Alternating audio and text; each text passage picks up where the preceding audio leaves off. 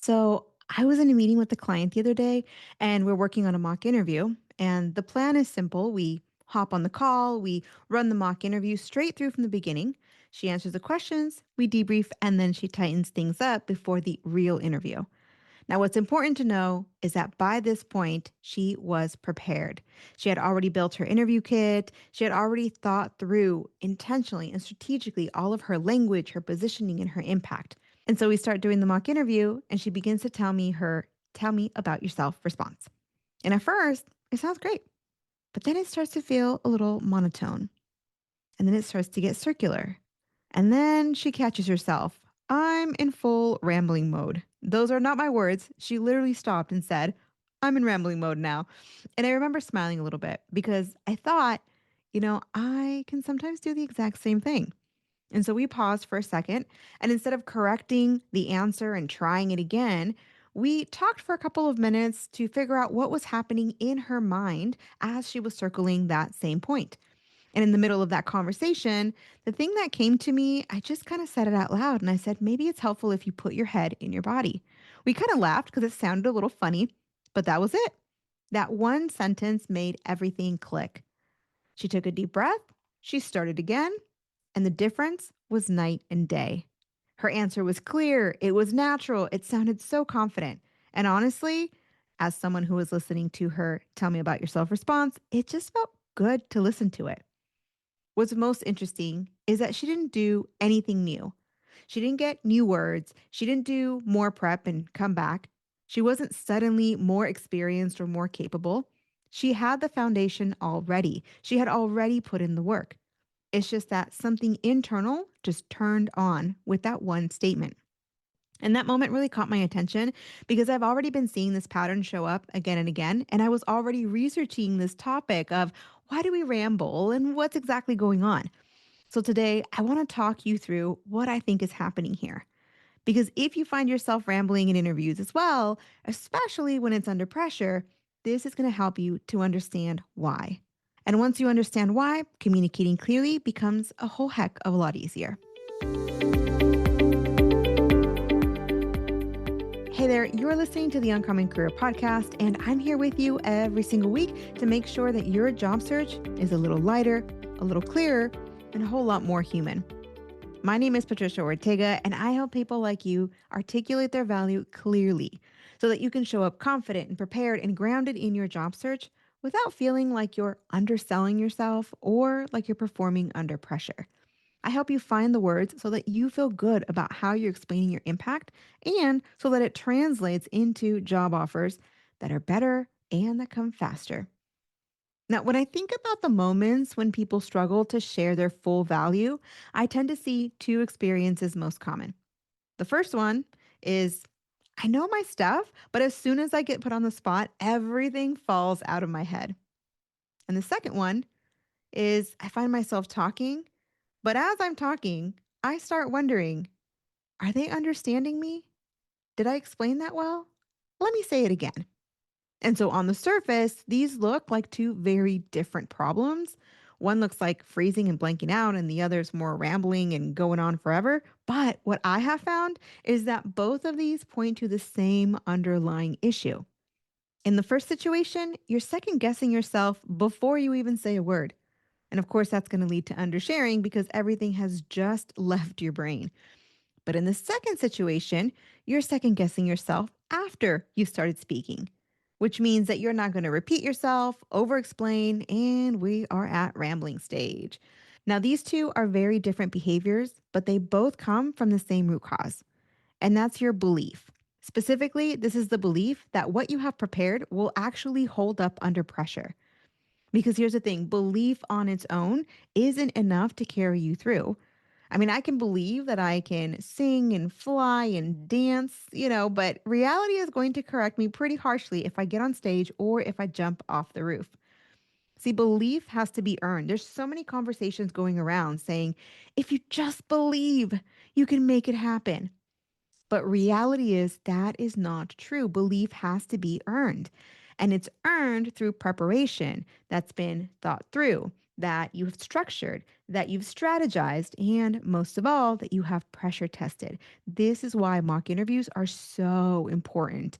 It's because it helps us get the rust out of our interview skills, but also it helps us pressure test our preparation and make sure that we truly are ready and see the places where we're not quite ready.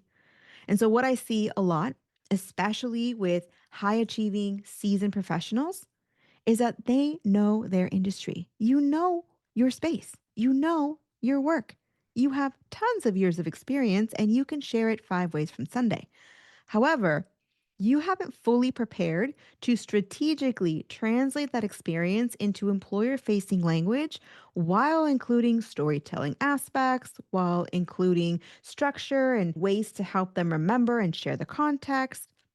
All these extra layers mean that when you're talking to a peer or a colleague, it's super easy because they're not evaluating you. But when you're in an interview, your brain is juggling these layers. You're juggling the content of your message, the way that you're framing it, how relevant it is, and what parts you decide to emphasize on, and how you're going to make sure that it lands well so they can truly understand the impact you've made. And if that translation hasn't yet been practiced enough, your mind knows you're not ready. So even if you want to believe that you're going to sound crystal clear when you share your response in this new setting, your body and your mind are not really going to trust that you're fully prepared to carry this through. And when that belief doesn't hold under the new pressure, you're going to get one of those two outcomes, right? You're going to blank out or you're going to overshare and then ramble. Now, this doesn't mean that you're any less confident or that it's a self esteem issue. No, this is most of the time a preparation gap that shows up under stress. Most of the time, it basically is just a red flag telling you, hey, you might need a little bit more preparation. And you want to make sure and trust the amount of preparation that you've had so that when it's pressure tested, you still feel confident. That's why this one sentence worked for my client. When we just said, hey, maybe you just need to put your head in your body. Again, we laughed it off because we thought it was funny. But it's not that it's a magic sentence. It's not that if I say this to you, automatically you're going to have great responses to your interview. It's because that one sentence just resonated for her and helped her to access work she had already done to prepare. So, this is the part that I really want you to remember. If you find yourself rambling in interviews, it's probably not because you truly don't know what to say. It's because your mind and your body don't really trust that you're ready and that your preparation is going to carry you on. And so that belief, that sense of I'm ready and so I'm comfortable sharing from what's in my mind, it's only going to be strengthened with preparation that's designed specifically for that moment. So a super quick example of this is, I used to teach in the College of Engineering at a university, and there was always these tests that were really difficult for students. And the thing that seemed to work the best is to have a mock exam, and not just in the comfort of your own home, but to have a mock exam that is tightly timed in a cold classroom. And when they did that over and over again, now their belief was anchored in that same environment. It's preparation that was designed for that moment. That's what I want you to remember. If you ramble, it's not because you don't know what to say, it's because your preparation hasn't been pressure tested for that specific situation. Now, here's the part that's kind of encouraging, kind of exciting. This is exactly what mock interviews and interview prep are for. They're not to prove that you're ready. Everyone comes into these mock interviews trying to have the perfect interview, but that's not actually the point.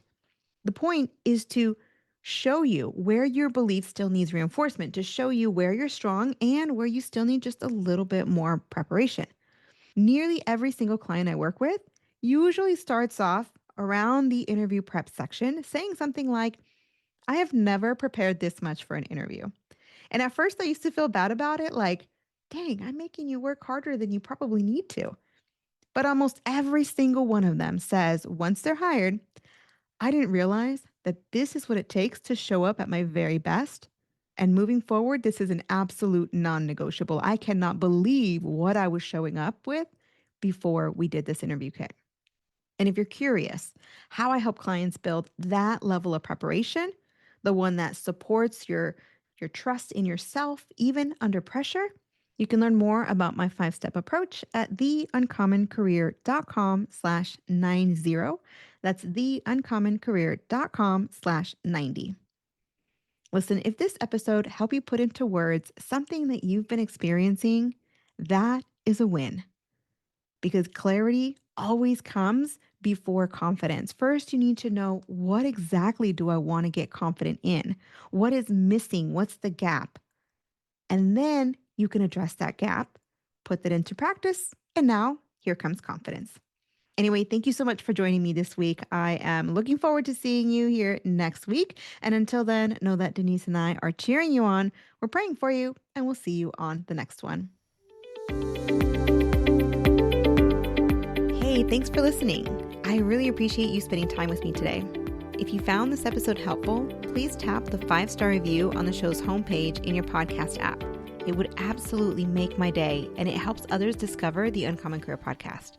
Now, to download your free career resources and learn how I help seasoned professionals land amazing offers in as little as 90 days, click on the link in the description or go to theuncommoncareer.com. Thanks again, and I'll see you on the next one.